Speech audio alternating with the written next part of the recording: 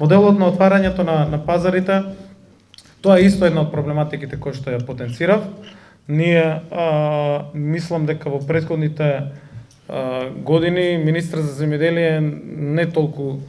толку или генерално сме биле посветени и како држава да ги создадеме, искреираме вие контакти и да разговараме на некој начин, но мислам и сум убеден дека сето тоа има резултат, заради тоа што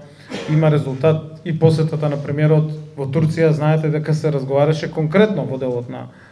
областа, извозот на нашето, можностите за извоз на јагне во Турција. Со египетскиот министер и покрај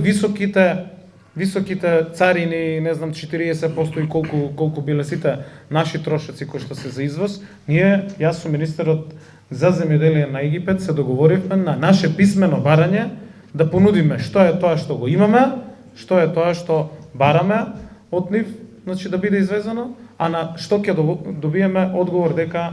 давачките, царините ќе бидат сведени на минимум. Така да имаме секојдневна комуникација со министерот за земјоделие на Египет како една успешна приказна која што ја зборуваме.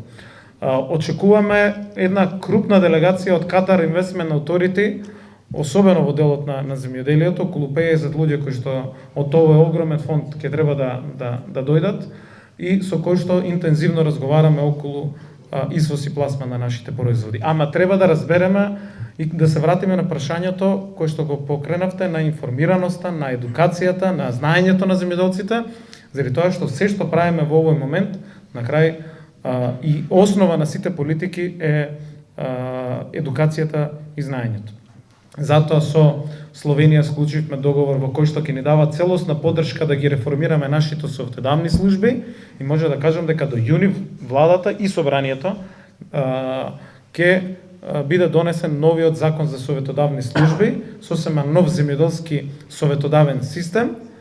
а паралелно ќе се акредитират и мерките во ИПАР за советодавна помош, односно и сето тоа ќе биде врзано на некој начин и со субвенциите. Мора еднаш да се научиме дека мора да се применуваат и соодветни мерки